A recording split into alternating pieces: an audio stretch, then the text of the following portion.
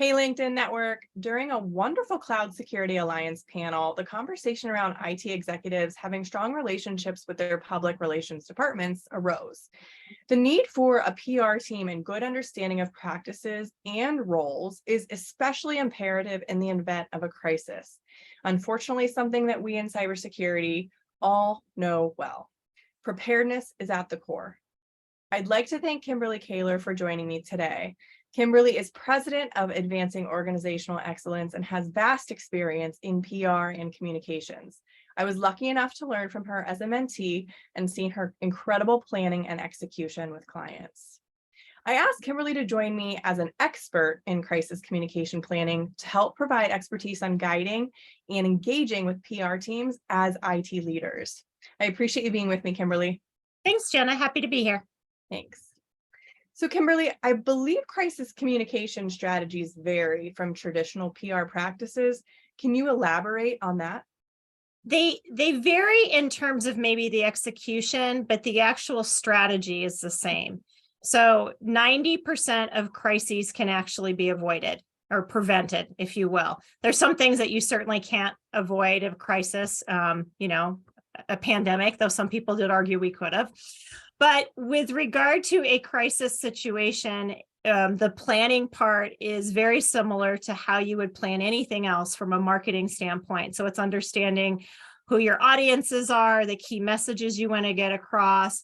The next step with crisis, though, is actually looking at what are potential crises. And they usually start out as issues. So that's when we say that most of them can be prevented or avoided or alleviated.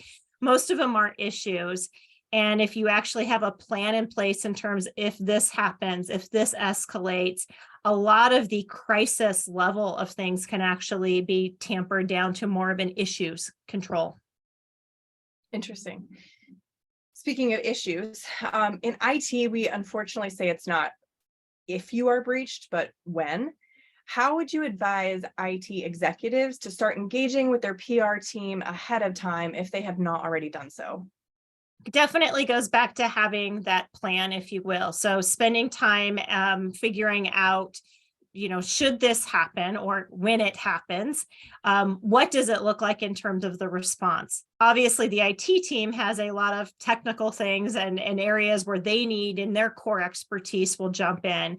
But having good lines of communication right off the bat in terms of what is the plan for communicating to employees, to members, to other audiences, what are the messages? They may not be one size fits all. Having some of those statements actually even pre-programmed. Of course, you're going to have to edit them and put in, specific details, but having that charted out, having a timeline.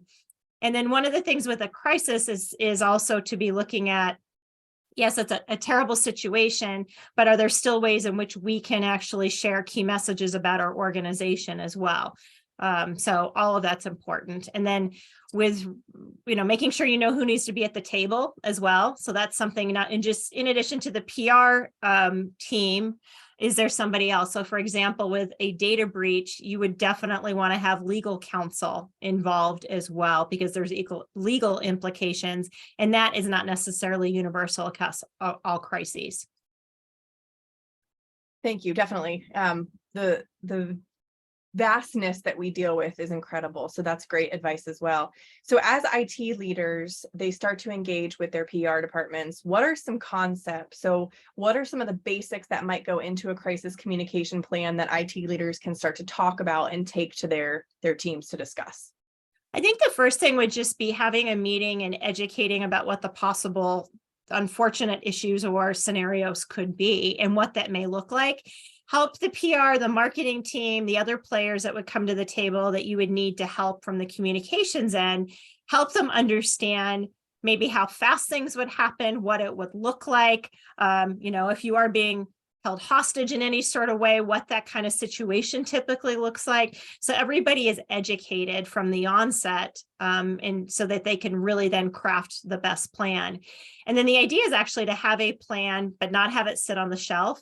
And this is a lesson that many learned during the pandemic. Those organizations that had a crisis plan, and it may be one that they dusted off the shelf once a year and looked at and updated, but they'd never actually tried it. They'd never put it into any sort of practice.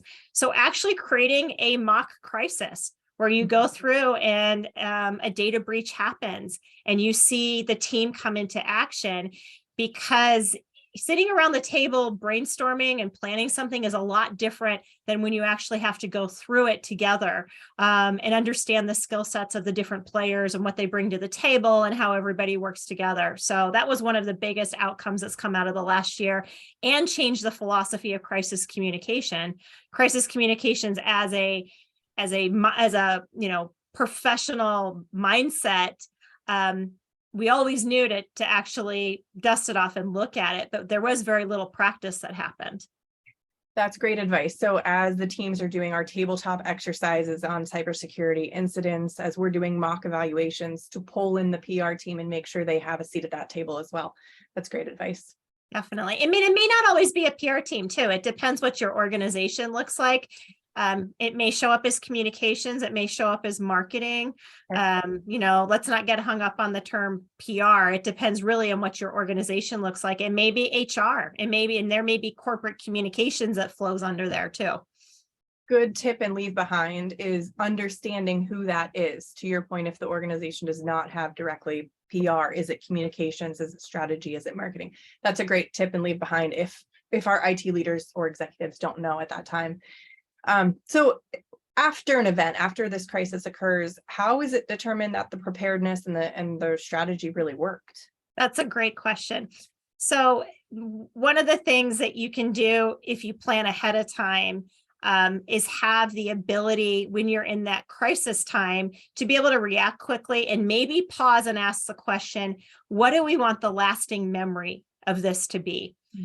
So if you are operating completely without a plan at this point and just trying to survive it, you don't have the time to ask that question. If you are able to pause and ask that question, you can be a lot more forward looking in terms of how you respond to things. So of course you need to respond to the issue, to the crisis, but can you also have a short conversation, plans in place in terms of 3 months from now, 6 months from now, 1 year from now, this is what we want the lasting memory of our organization to be, in terms of how we respond to it. And if we think of crises that have happened, in our society and how different organizations have responded to it, we can look back and say, yes, but they handled it well, or no, they didn't. So having that foresight, you can't have a crystal ball, but being able to look at, we still want them to know they can trust us, for example, because we immediately did this, we immediately did this, we immediately did this and backed it up. If that is the only thing taken away from this, I think that is incredible advice and things to remember, especially in this platform and context. So overall, tremendous insight and expertise. I think there's some really good takeaways from this, from any of our viewers, our IT leaders, our executives, and even outside of the IT industry. So I can't thank you enough for being with me today. I appreciate your time. A great panel topic that was given to me, and I grabbed it and ran with it because I think it is really important. So Kimberly, thank you for being a part of this, and thank you. You're welcome. Happy to be a part of it. Thank you.